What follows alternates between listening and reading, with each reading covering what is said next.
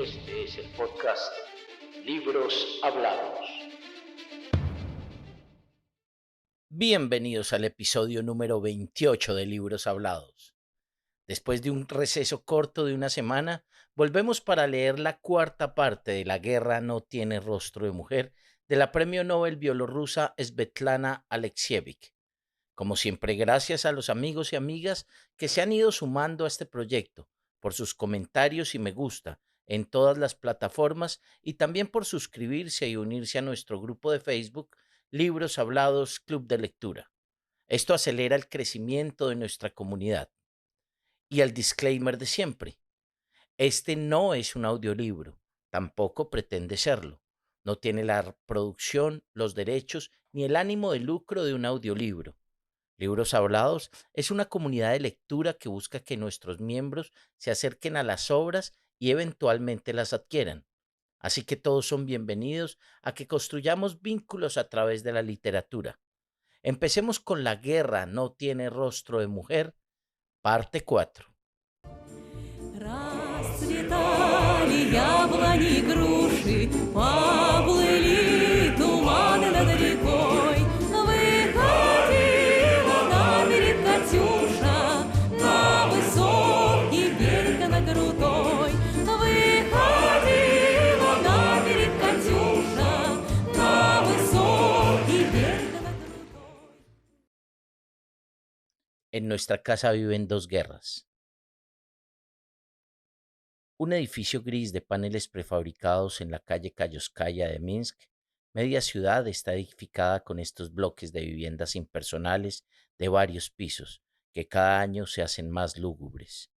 Aunque este edificio es especial. En nuestra casa viven dos guerras, me dicen al abrir la puerta.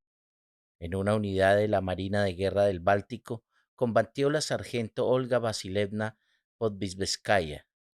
Su marido, Saúl Gergovich, fue sargento de infantería. Todo se repite. Una vez más, paso un largo rato mirando los álbumes de fotografías familiares, decorados con amor y cuidado, siempre expuestos en algún lugar visible para los invitados, y también para los que viven en la casa. Cada uno de estos álbumes tiene un título: Nuestra familia, la guerra, la boda, los hijos, los nietos. Me gusta encontrarme con este respeto hacia sus vidas, con documentos que certifican su amor por el pasado y por todo lo vivido, por los rostros entrañables. He visitado ya centenares de apartamentos, he hablado con muchas familias, cultas, sencillas, y rara vez me cruzo con este gran sentido de la familia cuando la gente se refiere a su genealogía, al hilo familiar. Ocurre lo mismo en ciudades y pueblos rurales. Probablemente las frecuentes guerras y revoluciones nos han hecho desistir de cuidar el contacto con nuestro pasado, de tejer cuidadosamente la telaraña del linaje, de mirar atrás, de sentir orgullo. Nos apresurábamos a olvidar, a borrar las huellas, porque los testimonios guardados a menudo se convertían en pruebas que le costaban la vida a alguien. Nadie conoce nada más allá de sus abuelos, nadie busca sus raíces. Hacíamos historia, pero vivíamos al día, con memoria corta. Pero en esta casa es diferente. ¿Es posible que esta fuese yo? Se ríe Olga Vasilievna.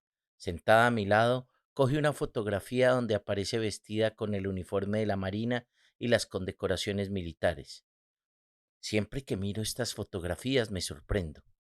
Saúl se las enseñó a nuestra nieta de 6 años y la niña me preguntó: Abuela, antes eras un chico, ¿verdad? Olga Vasilievna, ¿usted se fue a la guerra enseguida? Mi guerra comenzó con la evacuación. Tuve que dejar atrás mi casa, mi juventud. Durante todo el viaje nos estuvieron bombardeando. Dispararon sobre nuestro tren. Los aviones volaban a poca altura. Recuerdo que un grupo de chicos, estudiantes de una escuela de artes y oficios, saltaron del vagón.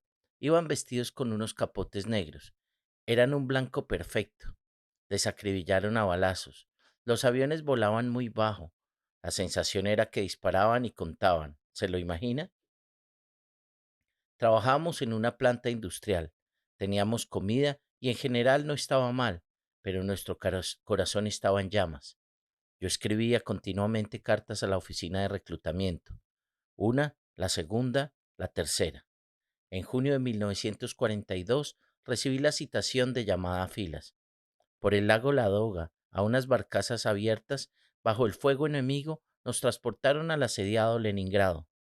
De mi primer día en Leningrado recuerdo las noches blancas y el destacamento de marinos vestidos de negro. El ambiente estaba cargado. No había ni un peatón, solo se veían los marinos, iluminados por los reflectores, caminando con las cintas de ametralladora colgadas al hombro, igual que en la guerra civil. ¿Se lo imagina? Una imagen de película. La ciudad estaba completamente sitiada. El frente se encontraba muy cerca. El tranvía número 3 llegaba hasta la fábrica Kirov y allí mismo comenzaba la línea del frente. Si el tiempo era despejado, enseguida empezaba el bombardeo. Disparaban a tiro directo. Disparaban, disparaban, disparaban. Los grandes buques de guerra estaban atascados en el muelle. Los camuflábamos, por supuesto, pero seguía existiendo la posibilidad de recibir un impacto. Nuestra especialización eran las cortinas de humo. Organizaron un destacamento especial de camuflaje con humo, encabezado por el excomandante de la cuadrilla de torpederos y teniente de navío Alexander Bogdanov. Las chicas en su mayoría éramos graduadas en escuelas técnicas o estudiantes de los primeros cursos de la universidad. Nuestra misión era proteger los buques, cubrirlos con el humo. Comenzaba el bombardero y los marinos allí impacientes. Venga, que las chicas se den prisa con el humo. Con la cortina estamos más tranquilos. Salíamos en unos vehículos cargados con una mezcla especial. Los demás, mientras tanto, se escondían en los refugios antiaéreos. Nosotras, como se dice, atraíamos el fuego. Los alemanes lanzaban los proyectiles hacia esa cortina de humo. La ración era, ya sabe, acorde al estado del asedio, pero bueno, íbamos aguantando. Por un lado éramos jóvenes, eso es un detalle importante. Por el otro, los habitantes de Leningrado no dejaban de sorprendernos. Nosotros por lo menos recibíamos algo de sustento, había comida, la mínima pero la había. En la ciudad, la gente caminaba y se caía de hambre. Se morían. Los niños venían y compartíamos con ellos nuestras escasas raciones. No eran niños, eran una especie de pequeños ancianos, unas momias. Nos explicaban su menú durante el asedio, por así llamarlo. Sopa de cinturones de piel o de zapatos nuevos, gelatina de cola de carpintero, tortillas de mostaza. En la ciudad se comieron a todos los gatos y perros. Desaparecieron los gorriones, las cotorras. Cazaban a ratas y ratones para comérselos. Se las apañaban para freírlos. Después los niños dejaron de venir. Los esperábamos, pero ya no venían. Probablemente se murieron. Es lo que pienso. En invierno, cuando Leningrado se quedó sin combustible, nos enviaron a un barrio donde todavía había inmuebles de madera. Teníamos que convertirlos en leña. El momento más duro era cuando nos acercábamos a una casa. Estabas delante de una buena casa. Los habitantes habían muerto o se habían marchado. Normalmente habían muerto. Se podía deducir por la vajilla colocada encima de la mesa, por las cosas de la casa. Pasaba una media hora antes de que pudiéramos levantar nuestras palancas. ¿Se lo imagina? Nos quedábamos todas allí, como esperando algo. Solo después de que llegara el comandante y empezase a hincar su palanca, comenzábamos a derribar el edificio. Trabajábamos haciendo acopio de árboles. También cargábamos con los cajones de la munición. Recuerdo que una vez llevaba un cajón de esos y me caí. El cajón pesaba más que yo. Eso es una cosa. Y otra, lo difícil que resultaba aquello para nosotras, las mujeres. Más tarde fui cabo de una escuadra. Era una escuadra de chicos jóvenes. Nos pasábamos los días enteros subidos a una lancha. Los chicos podían satisfacer sus necesidades directamente por la borda y ya está. ¿Y yo? ¿Qué hago? Un par de veces aguanté todo lo que pude y después salté al agua y me ponía a nadar. Los chicos gritaban, Sargento a la mar, y me sacaban. Una pequeñez tan elemental, pero seguro que es una pequeñez. Después tuve que ir al médico, ¿se lo imagina? Y el peso de las armas. Para una mujer también es difícil. Al principio de la guerra nos entregaron los fusiles, eran más altos que nosotras. Cuando las chicas caminaban, las bayonetas les sobresalían medio metro por encima de sus cabezas. El hombre se acostumbraba con más facilidad, se acoplaba a esa austera cotidianidad, a esas relaciones, pero nosotras añorábamos muchísimo nuestras casas, a nuestras madres, la comodidad de una casa. Con nosotras estaba una chica de Moscú, Natacha Shelina. La condecoraron con la medalla del valor y le dieron permiso para ir a casa unos días. Cuando regresó la olfateábamos, literalmente, hacíamos cola para olerla. Decían que olía a casa.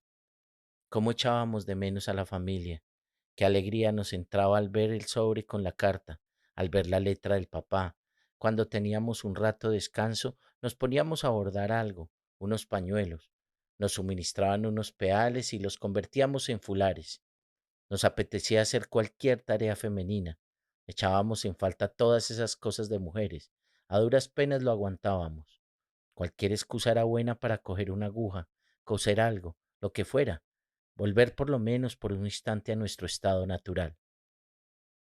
Claro que nos reíamos, también vivíamos momentos alegres, pero era distinto, no como antes de la guerra. Era un estado de ánimo especial. La grabadora registra las palabras, graba las entonaciones, las pausas, el llanto y el asombro. Me doy cuenta de que cuando una persona habla, surge algo más grande, algo que supera lo que a continuación aparecerá sobre el papel. Me da pena no poder grabar los ojos, las manos. Viven su propia vida durante la conversación, una vida separada, tienen su propio discurso. Tenemos dos guerras, eso está claro. Saúl Wernovich interviene en la conversación. Cuando empezamos a recordar, yo me doy cuenta enseguida. Ella recuerda su guerra y yo la mía. A mí también me pasaron cosas parecidas a eso que le ha contado de la casa o de cómo hacían cola para oler a esa chica, pero yo no lo recuerdo. Se me escapó. En aquel momento me parecía una nadería, una tontada. No le has explicado todavía lo de los gorros marineros, ¿verdad, Olga? ¿Cómo has podido olvidarlo? No lo he olvidado. Es una de las cosas que más recuerdo, pero siempre me da miedo rescatar esa historia de mi memoria. Cada vez... Bueno, sucedió así. Las lanchas de nuestros chicos salieron a la mar de madrugada, varias decenas de lanchas. Al poco tiempo vimos que comenzaba el combate. Esperamos, escuchamos. El combate duró muchas horas. Hubo un momento en que se aproximó a la ciudad, pero cesó pronto. Justo antes del anochecer salí a la orilla a mirar. Por el canal del Morskoy bajaban flotando los gorros marineros, uno tras otro, los gorros y unas manchas rojas sobre las ondas y astillas.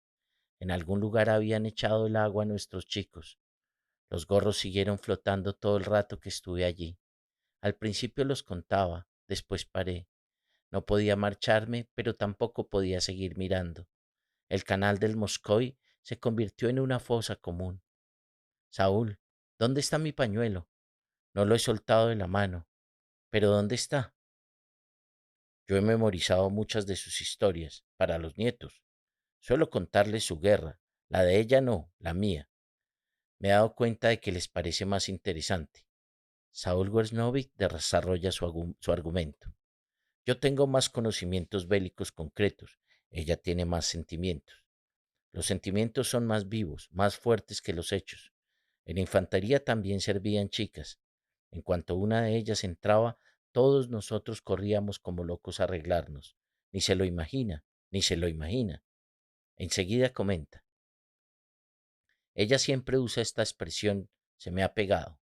No se imagina lo bueno que era oír la risa de una mujer en la guerra, la voz de una mujer. ¿Que si había amor en la guerra? Pues claro que lo había. Las mujeres con las que allí coincidimos son hoy unas esposas maravillosas, fieles amigas. Los que se casaron en la guerra son los más felices, los matrimonios más felices. Nosotros dos también nos enamoramos en el frente, entre el fuego y la muerte. Es un vínculo muy fuerte. No negaré que también había otras cosas, porque fue una guerra larga y porque éramos muchos. Pero yo lo que más recuerdo son los momentos nobles, magnánimos. En la guerra me convertí en una persona mejor, indudablemente. Me hice mejor persona porque allí había mucho sufrimiento. Vi mucho sufrimiento y yo también sufrí mucho. Allí lo nimio se desechaba enseguida, era superfluo. Allí todo estaba muy claro, pero la guerra se vengó de nosotros. Nos da miedo reconocerlo incluso entre nosotros mismos. La guerra nos alcanzó y ahora nuestras hijas, no todas nuestras hijas son felices. ¿La causa? Sus mamás excombatientes las educaron tal y como ellas fueron educadas en el frente. Y los papás también, de acuerdo con la ética de aquellos tiempos. En el frente, como ya le he dicho, la persona estaba completamente expuesta. Enseguida se sabía cómo era, lo que valía. No había forma de esconderse. Nuestras hijas no tenían ni idea de que la vida podía ser distinta de como la vivían dentro de sus casas. Nadie les avisó nunca de que la realidad tiene una parte oculta. Esas chicas cuando se casaron fácilmente caían en manos de granujas que las engañaban, porque no costaba nada engañarlas. Les ocurrió a muchos de nuestros amigos del frente con sus hijos, y también a nuestra hija. Por alguna razón, nosotros a nuestros hijos no les hablábamos nunca de la guerra. Probablemente nos daba miedo y tratábamos de protegerles. ¿Acertamos? Reflexiona Olga Vasilievna. Yo ni siquiera me ponía las condecoraciones. En una ocasión me las arranqué y ya nunca más me las he vuelto a poner. Después de la guerra fui directora de una fábrica de pan. Durante una reunión, la directora del grupo industrial, una mujer, vio mis condecoraciones y delante de todos me reprochó. ¿Por qué tienes que llevar ese retablo puesto encima como hacen los hombres? Ella tenía una orden del trabajo. Siempre la llevaba puesta en la chaqueta, pero mis condecoraciones militares no le gustaban. Cuando nos quedábamos a solas en su despacho, se lo solté todo. Ella se sintió afligida, pero yo perdí las ganas de enseñar mis medallas. Hasta ahora siempre he evitado sacarlas, aunque me enorgullece tenerlas.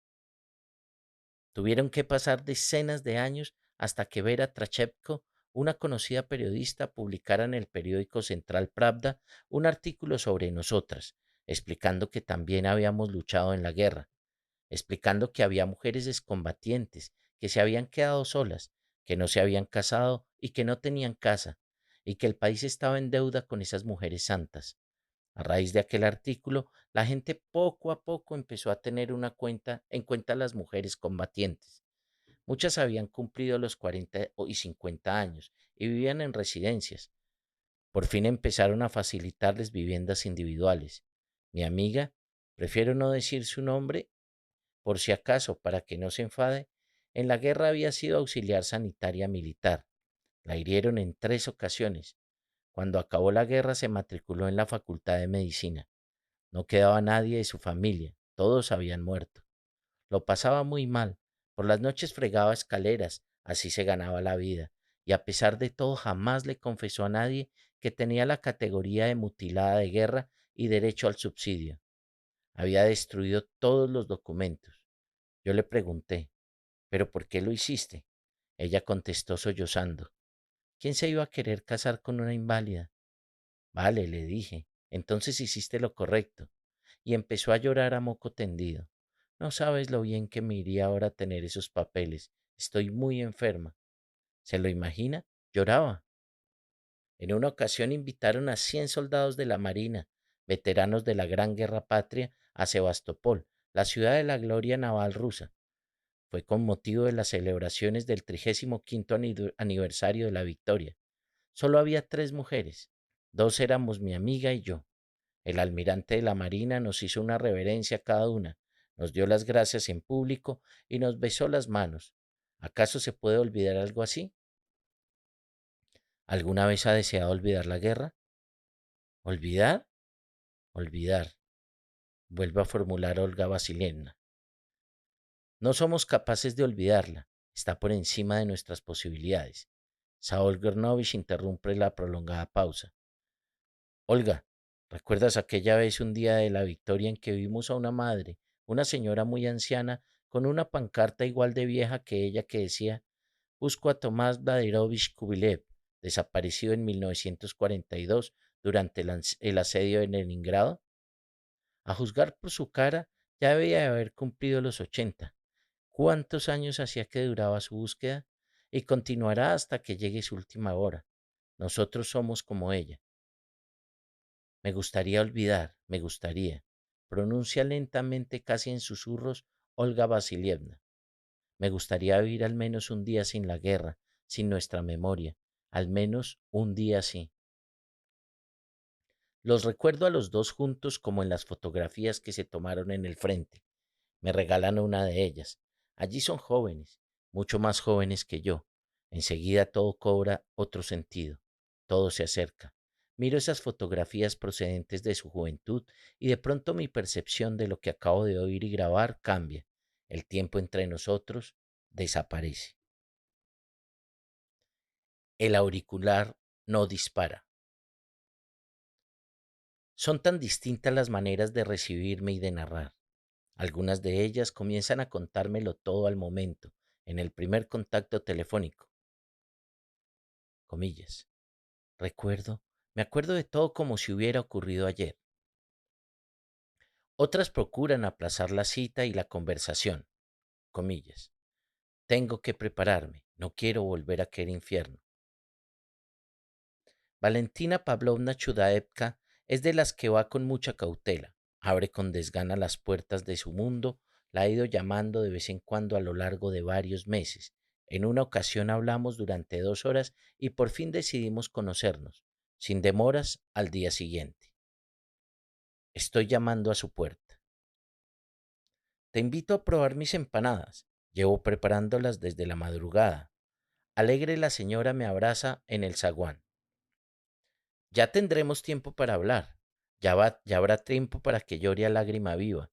Llevo mucho tiempo conviviendo con mi tristeza. Ahora lo primero son las empanadas. El relleno es de cerizuela, tal como lo hacemos en Siberia. Venga, entre. Perdona que te tutee, es la costumbre del frente. Venga, chicas, ánimo, chicas. Todas somos así, ya lo sabes. Lo habrás visto. Riquezas, como ves, hay pocas. Todo lo que hemos conseguido ahorrar mi marido y yo está guardado en una caja de bombones, un par de órdenes y de medallas. Lo guardo en el aparador. Luego te lo enseño. Entra en la habitación. Los muebles, como ves, también son viejos. Da pena cambiarlos. Después de pasar mucho tiempo en una casa, los objetos tienen alma. Yo lo creo. Me presenta su amiga Alexandra Fyodorovna Senchenko, que durante el asedio de Leningrado fue funcionaria del Komsomol. Me siento en la mesa. De acuerdo, que vengan las empanadas. Y si encima son al estilo siberiano, con cerizuela, mucho mejor. Nunca las he probado. 3 mujeres, unas empanadas recién horneadas, pero la conversación enseguida se centra en la guerra. No le hagas preguntas ni le interrumpas, me avisa Alexandra Fyodorovna. Si para, empezará a llorar y luego se callará. No la interrumpa. Valentina Pavlovna Chudaeva, sargento comandante en una unidad de artillería. Yo soy de Siberia. ¿Qué me empujó a mí, a una chica de la lejana Siberia, a irse al frente? Como se suele decir, de una punta a otra del mundo. En una ocasión me lo preguntó un periodista francés. Fue en el museo. Él me miraba muchísimo, tanto que me sentí cohibida. ¿Qué quiere? ¿Por qué me mira? Finalmente se me acercó y por medio del traductor solicitó que yo, la señora Chudaeva, le concediera una entrevista. Por supuesto me puse nerviosa. Pensé, ¿qué querrá este? Acababa de oírme hablar en el museo. Por lo visto le interesaba otro tema. Lo primero que hizo fue lanzarme un piropo. Es usted muy joven. ¿Cómo es posible que haya participado en la guerra? Le respondí. Esto, como puede entender, demuestra los jóvenes que éramos cuando combatíamos. Pero lo que le inquietaba era otro asunto. ¿Cómo es que se metió en el frente viniendo desde Siberia, la otra punta del mundo? Vale, comprendí. Probablemente lo que quiere usted saber es si hubo movilización total, cosa que explicaría por qué yo, una estudiante del colegio, me marché al frente. Asintió. Sí, esa era lo que quería saber. De acuerdo, dije. Le contestaré la pregunta. Y le conté toda mi vida, igual que ahora te la cuento a ti. Acabó llorando. El francés lloró. Al final me confesó, no se enfade, señora Chudadetba, pero para nosotros los franceses el impacto de la Primera Guerra Mundial resultó más fuerte que el de la Segunda. Nosotros conmemoramos la Primera Guerra, las tumbas y los monumentos están por todas partes. De ustedes sabemos poco. Al día de hoy, muchos creen que Estados Unidos venció a Hitler en solitario, sobre todo entre la gente joven. El precio que el pueblo soviético tuvo que pagar por la victoria, aquellos 20 millones de vidas humanas perdidas en 4 años, es un dato desconocido. Tampoco conocemos la magnitud real del dolor que tuvieron que soportar, de este infinito sufrimiento.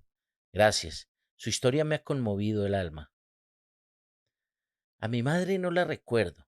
Perdió la vida de muy joven. Mi padre era el representante del Comité Provincial del Partido Comunista en Novosibirsk. En 1925 le enviaron a su aldea natal a recaudar el trigo. El país vivía sumido en la pobreza.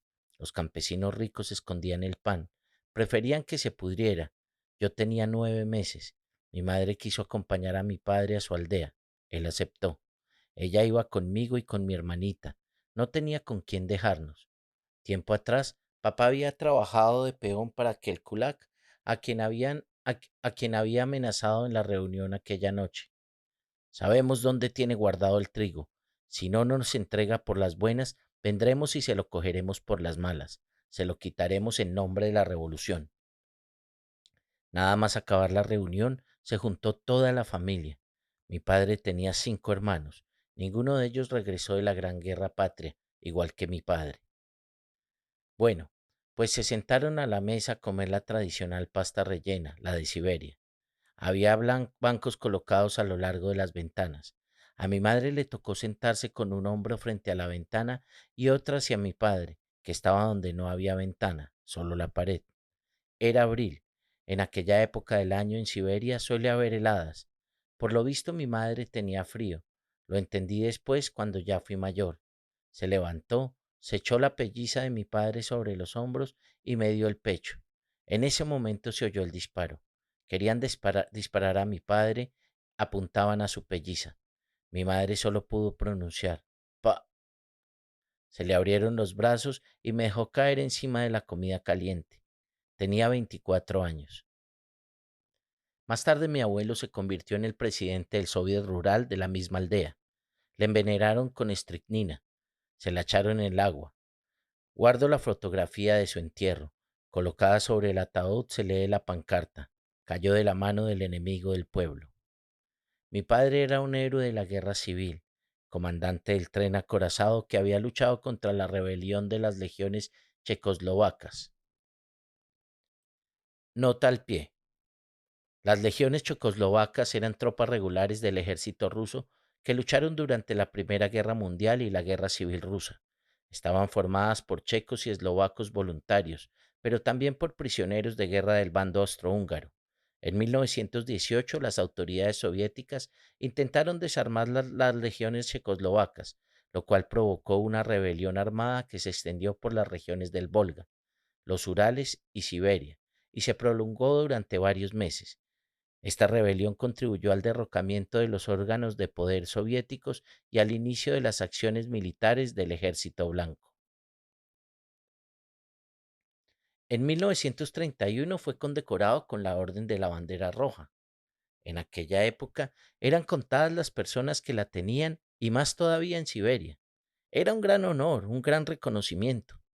Su cuerpo tenía las huellas de 19 heridas. No quedó ni un lugar sano. Mi madre explicaba, no a mí, claro, a los parientes, que los checoslovacos blancos habían condenado a mi padre a 20 años de presidio. Ella solicitó una visita. Estaba en el último mes de gestación, preñada de mi hermana mayor, Tasia. En la cárcel había un largo pasillo. No la dejaban pasar para ver a mi padre. Le dijeron, eres una escoria bolchevique. Tendrás que ir arrastrándote de rodillas. Ella, a pocos días del parto, se arrastró por aquel largo pasillo. Así fue su visita.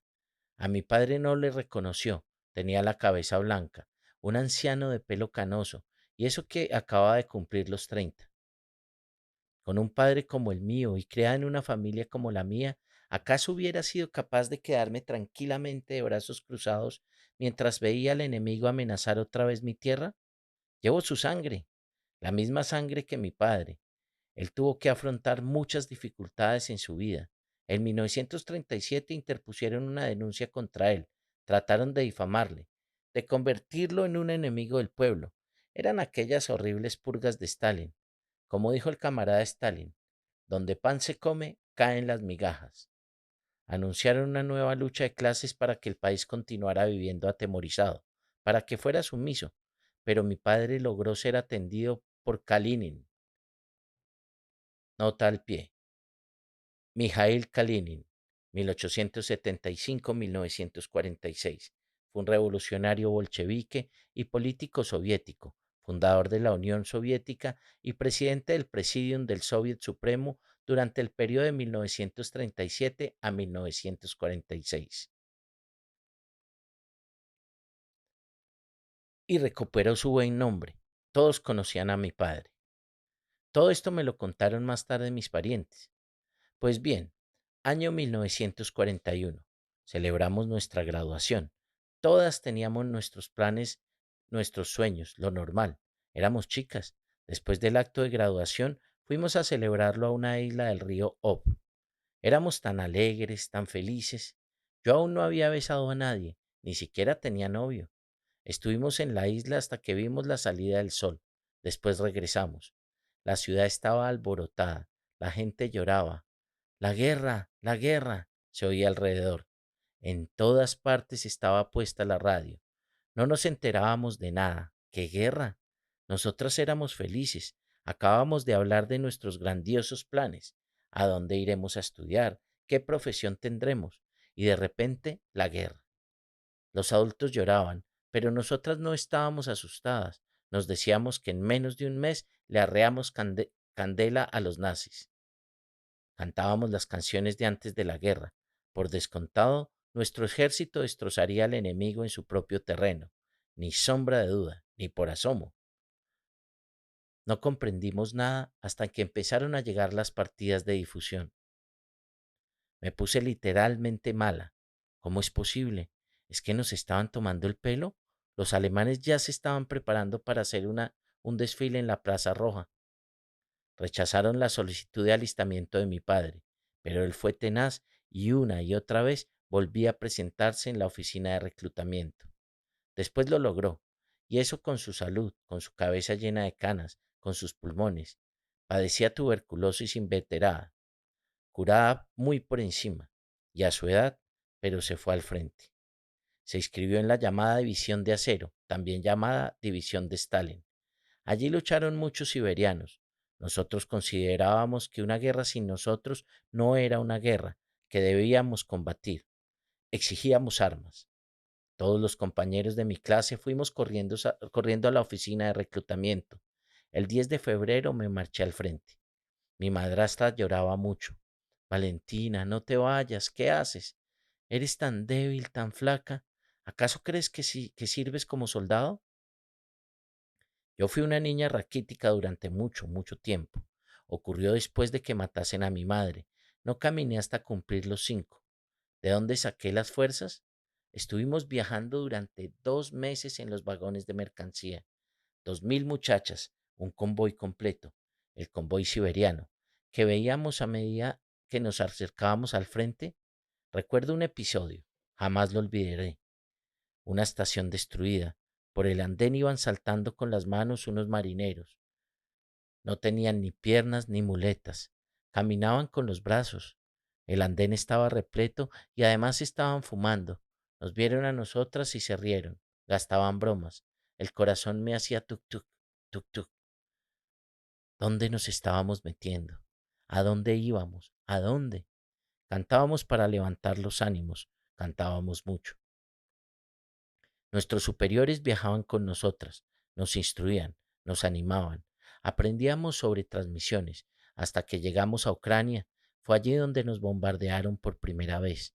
Pasó justo cuando nos encontrábamos en unos baños en el centro de desinfección. Habíamos ido a lavarnos. Allí había un señor, el vigilante de los baños. Nos daba vergüenza, lógico. Éramos unas chicas muy jóvenes. Cuando empezó el bombardeo, acudimos corriendo a aquel señor, lo que fuera para salvarnos. Nos vestimos a lo loco. Yo me puse una toalla en la cabeza, tenía una toalla roja y salimos afuera. El teniente primero, también un chaval, me gritó: Señorita, al refugio, tire la toalla, está perjudicando el camuflaje. Yo me escapaba de él. No, no estoy perjudicando nada. Mi madre me tiene prohibido salir a la calle con el pelo mojado. Después del bombardeo vino a buscarme. ¿Por qué no cumples mis órdenes? Soy tu superior. No le creí. Ya, lo que me faltaba, que fueras mi superior. Me peleé con él como si fuera un chico más, simplemente alguien de mi edad. Nos dieron unos capotes grandes, gruesos, parecíamos gavillas de trigo. Al principio no fabricaban botas para nosotras, es decir, no es que faltaran botas, es que solo había tallas de hombre. Más tarde nos cambiaron las botas, las nuevas tenían la cabezada roja y la caña era de lona negra. ¿Cómo presumíamos con esas botas? Estábamos flacas, las camisas militares de hombre nos colgaban por todos lados, las que sabían coser se las ajustaban. Además, necesitábamos otras prendas de ropa. Éramos chicas. El cabo ordenó medirnos los... Daba risa y pena al mismo tiempo. Vino el comandante del batallón. ¿Qué? ¿El cabo ya os ha entregado todas vuestras cosas de chicas?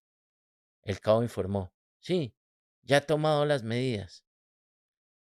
Me hice soldado de transmisiones en la unidad de la artillería antiaérea. Hacía guardias en la torre de control. Tal vez habría llegado al final de la guerra con el teléfono pegado a la oreja si no hubiera recibido el aviso de la muerte de mi padre. Me quedé sin mi querido papá, sin la persona a la que más quería, sin mi única familia. Empecé a pedir. Quiero vengarme, quiero hacerles pagar la muerte de mi padre. Quería matar, quería disparar. Me intentaban convencer de que las transmisiones eran una cuestión primordial para la artillería, pero el auricular no dispara. Redacté una solicitud al comandante del regimiento. Denegó mi petición. Entonces, sin pensármelo dos veces, me dirigí al comandante de la división. Vino a vernos el coronel Krasnik. Ordenó que formáramos filas y preguntó: ¿Quién es la que quiere ser comandante de la unidad de artillería? Salí de la fila. El cuello delgado y fino, y de ese cuello colgaba una metralleta, pesada, 71 cartuchos. Por lo visto, tenía una pinta tan deplorable que el coronel incluso sonrió. Segunda pregunta. A ver, ¿qué quieres? Le dije. Quiero disparar. No sé en qué se quedó pensando, pero guardó un largo silencio. Ni una sola palabra. Luego se dio la vuelta y se fue. Pensé que se había acabado. Aquello era un rechazo. De pronto vino corriendo el comandante. El coronel ha dado su autorización.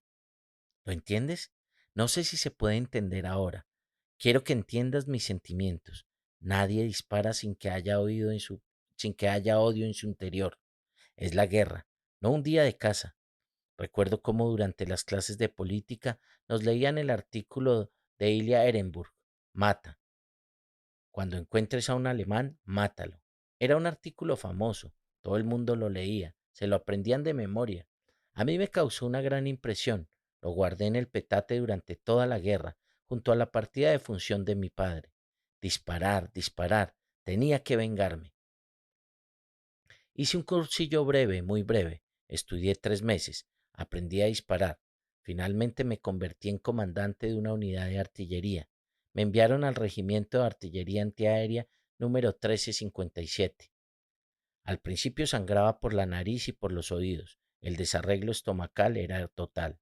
La garganta se me secaba hasta provocarme náuseas. De noche aún era aceptable, pero de día me moría del miedo. Tenías la sensación de que el avión volaba hacia ti, justo hacia tu cañón. Te iba a embestir en un instante, te convertirías en nada. Es el fin. Eso no es para una muchacha, no es para sus oídos ni para sus ojos. Al principio teníamos unos cañones antiaéreos de 85 milímetros. En la batalla de Moscú funcionaron bien. Más tarde decidieron usarlos contra los carros blindados y a nosotros nos cambiaron al cañón de calibre 37. Fue durante las batallas de Rashchev. Los combates allí eran En primavera se rompió el hielo del río Volga. ¿Sabes qué es lo que veíamos? Veíamos flotar los bloques de hielo de color rojo y negro con dos o tres alemanes y un soldado ruso encima. Así morían, agarrados entre sí. Quedaban prisioneros del hielo y la mitad del hielo era sangre. El río Volga se llenó de sangre. De repente se detiene. Necesito retomar el aliento.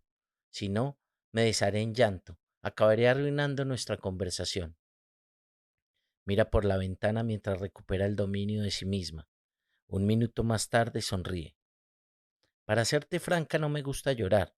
Ya de pequeña me esforzaba por no llorar. Escuchando a Valentina me he acordado de Leningrado, del asedio. Interviene Alexandra Fyodorovna Senchenko, de un caso en particular que nos conmovió a todos. Nos contaron que una mujer de edad avanzada abría cada día la ventana y echaba un casito de agua afuera, a la calle, y cada vez el agua llegaba más y más lejos. Primero pensamos que era otra loca. Durante el asedio habíamos visto de todo. No obstante, fuimos a visitarla, a averiguar de qué iba la cosa. Escuché lo que nos dijo. Si los nazis entran en Leningrado, si pisan mi calle, verteré agua hirviendo sobre sus cabezas. Yo soy una vieja, no sirvo para nada, pero puedo escaldarlos. Así que se entrenaba, a diario. El asedio solo había empezado. Aún había agua caliente. Se notaba que era una mujer culta. Recuerdo su rostro.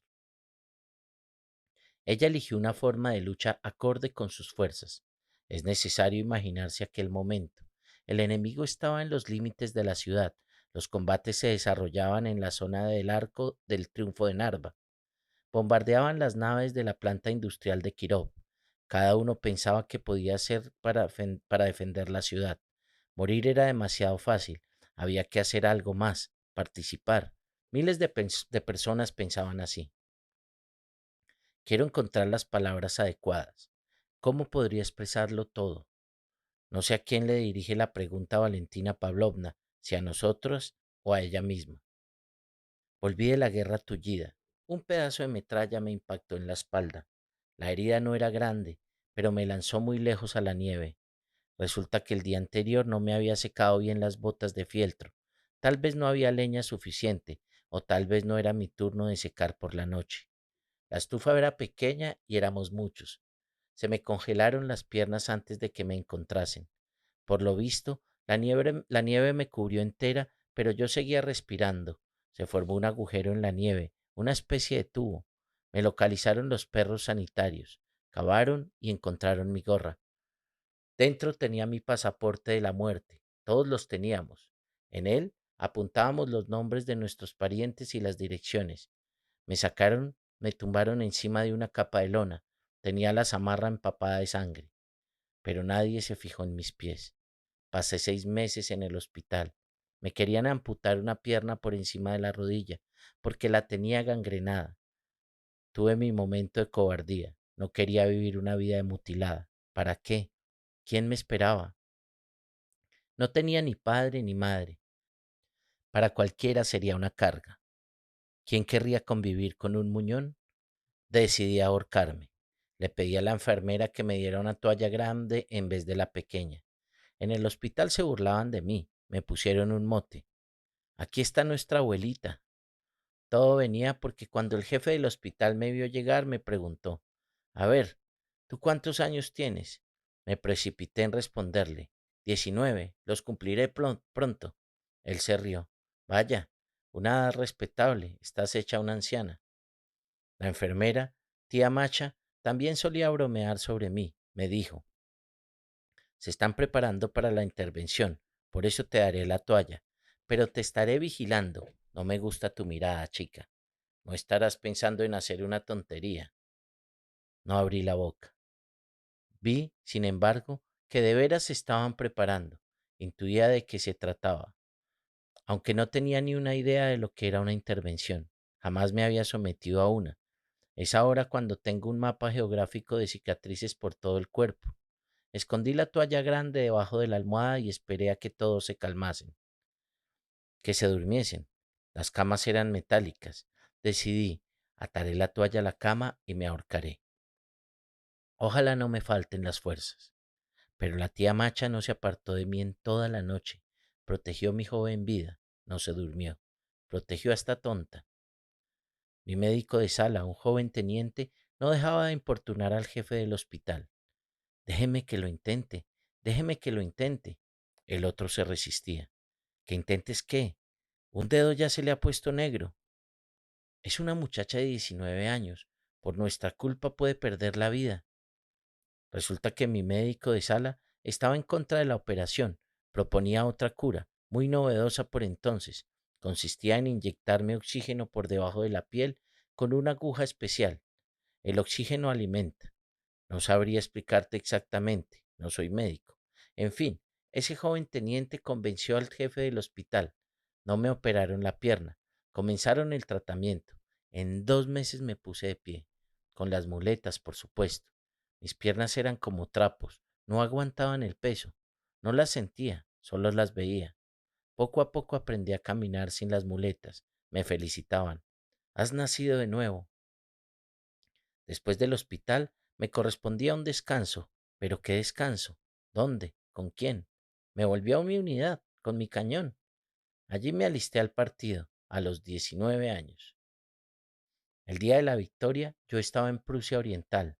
Llevábamos un par de días en calma, nadie disparaba. De repente por la noche sonaron los avisos. ¡Alerta a los aviones! Nos levantamos de un brinco y enseguida los gritos.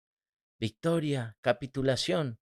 Lo de la capitulación no lo entendimos muy bien, pero lo de la victoria, eso sí lo cazamos al vuelo. La guerra se ha acabado, la guerra se ha acabado. Todos empezaron a disparar con lo primero que tuvieran a mano, metralletas, pistolas, cañones. Uno se secaba las lágrimas, el otro bailaba. Estoy vivo, estoy vivo. Un tercero se tiró al suelo y abrazaba la arena, a las piedras, de alegría. Yo estaba allí y reflexionaba. Si la guerra ha acabado, mi padre ya no volverá a casa nunca más. La guerra se había acabado. El comandante luego nos echó una buena bronca. No os marcharéis a casa hasta que hayáis compensado el coste de todos los proyectiles. ¿Pero qué habéis hecho? ¿Cuántos proyectiles habéis disparado? Creíamos que a partir de entonces en el mundo ya siempre reinaría la paz, que nadie nunca querría otra guerra, que debíamos destruir todos los proyectiles. ¿De qué iban a servir ahora? Estábamos cansados de tanto odiar, de disparar. ¿Cuántas ganas tenía de volver a casa, aunque mi padre no estuviera allí, ni mi madre tampoco? La casa es algo superior a las personas que la habitan y superior a la misma casa. Es algo... La gente debe tener una casa. Doy gracias a mi madrastra que me recibió como una madre. Después de eso yo la llamaba mamá. Me había estado esperándome durante mucho tiempo. Y eso a pesar de que el jefe del hospital le había enviado una carta explicándole que me amputarían una pierna, que le devolverían a una inválida. Desde el hospital querrían prepararla. Le prometían que se trataba de una solución temporal, que después me llevarían a... Pero ella quería que yo viviese con ella. Ella me estaba esperando. Yo me parecía mucho a mi padre. A los 18, a los 20, nos marchamos al frente. Volvimos a los 20 o a los 24. Primero vivimos alegría, después miedo. ¿Qué haremos cuando seamos civiles? Miedo a la vida de paz. Mis amigas habían acabado sus estudios, pero ¿qué éramos nosotras? Unas inadaptadas que no tenían ningún oficio. Lo único que sabíamos hacer era la guerra. El único oficio que dominábamos era la guerra. Qué ganas teníamos de deshacernos de la dichosa guerra. Rápidamente me arreglé el capote que me sirvió para confeccionarme un abrigo y le cambié los botones. Vendí las botas militares en un mercadillo y me compré unos zapatos. Me puse un vestido y me bañé en lágrimas. No me reconocía en el espejo. En 4 años no nos habíamos quitado el pantalón. Me atrevería a confesar que me habían herido, que tenía lesiones. Si lo reconoces, después nadie quiere darte trabajo, nadie quiere casarse contigo. Nos lo teníamos callado, no le confesábamos a nadie que habíamos combatido. Como mucho, manteníamos contacto entre nosotras, nos intercambiábamos cartas. Transcurrieron por lo menos unos 30 años hasta que empezaron a rendirnos honores, a invitarnos a dar ponencias. Al principio nos escondíamos, ni siquiera enseñábamos nuestras condecoraciones. Los hombres se las ponían, las mujeres no. Los hombres eran los vencedores, los héroes. Los novios habían hecho la guerra, pero a nosotras nos miraban con otros ojos, de un modo muy diferente. Nos arrebataron la victoria, ¿sabes? Discretamente nos las cambiaron por la simple felicidad femenina. No compartieron la victoria con nosotras. Era injusto, incomprensible, porque en el frente el trato que nos habían dado los hombres era formidable. Siempre nos protegían. En la vida normal nunca he vuelto a ver por su parte un trato similar. Durante la retirada a veces nos tumbábamos para descansar directamente en el suelo y ellos nos daban los capotes y se quedaban en mangas de camisa. Hay que tapar a las chicas, a las chiquillas. Si encontraban un trozo de gasa, de algodón, siempre nos lo ofrecían. Quédatelo, te puede servir. Compartían en nosotras la última galleta. En ellos no veíamos otra cosa que bondad y calor humano. ¿Qué pasó después de la guerra? Me callo, me callo. ¿Qué nos impide recordar? Será la intolerancia a los recuerdos. Mi marido y yo nos mudamos a Minsk. No teníamos nada, ni una sábana, ni una taza, ni un tenedor, dos capotes y dos camisas militares. Encontramos un mapa de buena calidad, con una base de tejido de algodón. Lo remojamos. Era un mapa grande. Aquella fue nuestra primera sábana. Más tarde, cuando nació nuestra hija, la utilizamos para hacer pañales. Sí, un mapa. Lo recuerdo bien. Un mapa mundi político. La maleta de chapa de madera con la que mi marido regresó del frente nos sirvió de cuna. En nuestra casa, aparte del amor, no había nada. Te lo digo, un día mi marido volvió del trabajo. Vamos por la calle, he visto un sofá viejo. Fuimos a buscar ese sofá. Fuimos de noche para que nadie nos viera. Qué alegría nos dio ese sofá. Sin embargo, éramos felices. De pronto hice tantas amigas. Eran tiempos difíciles, pero no nos desanimábamos. Pasábamos por la tienda con nuestras cartillas de racionamiento y enseguida intercambiábamos llamadas.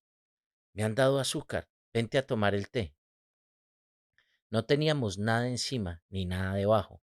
Nadie poseía cosas valiosas, alfombras, cristalería, nada. Y éramos felices. Felices porque estábamos vivos. Hablábamos, nos reíamos, paseábamos por la calle. Yo no paraba de admirar todo lo que veía, aunque había poco que admirar. Piedras quebrantadas, incluso los árboles estaban mutilados. El amor fue lo que nos arropó. Necesitábamos compañía. Todos nosotros sentíamos mucha necesidad de calor humano. Con el tiempo, claro, cada uno se encerró en su casa, con su familia, pero en aquella época formábamos una piña, codo con codo, como en las trincheras. Hoy en día me llaman mucho para que vaya a los encuentros en el Museo Militar. Me piden que haga presentaciones. Ahora sí, 40 años después. 40. Hace poco hablé ante un grupo de jóvenes italianos. Me hicieron muchas preguntas. ¿Qué médico me trataba? ¿De qué me estaba curando?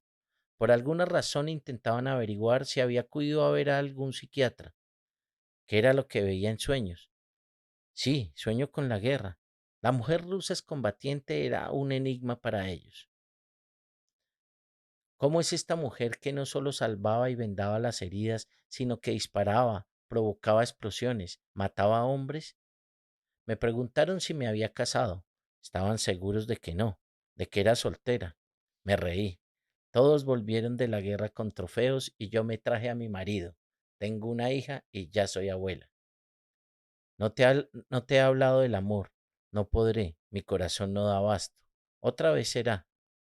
Había amor, lo había. ¿Te crees que una persona es capaz de vivir sin amor, de sobrevivir? En el frente se enamoró de mí nuestro comandante del batallón. Me protegió a lo largo de toda la guerra.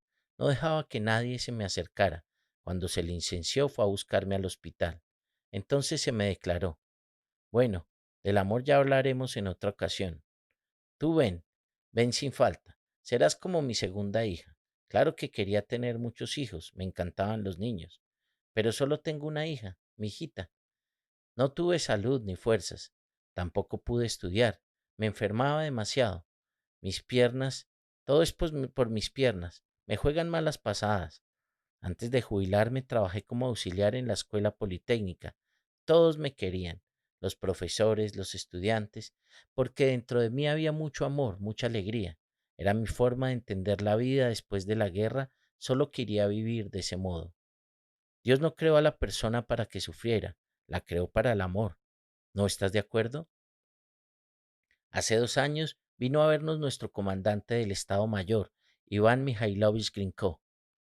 Lleva un tiempo jubilado. Se sentó en esta misma mesa. Yo hice empanadas. Mi marido y él estuvieron conversando, recordaban. De pronto recordaron a nuestras muchachas. Yo rompí a llorar. Habláis del honor, del respeto, y mientras tanto esas chicas son casi todas solteras. Nunca se han casado, viven en pisos compartidos. ¿Quién se compadeció de ellas? ¿Quién las defendió?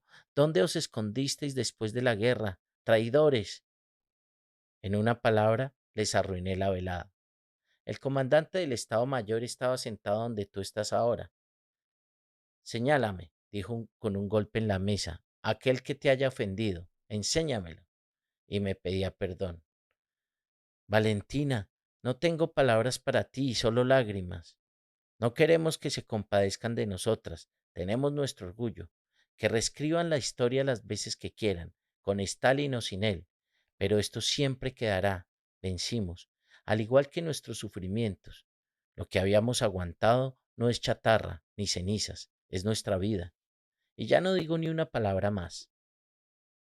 Me marcho con un paquete de empanadas bajo el brazo. Son siberianas, especiales.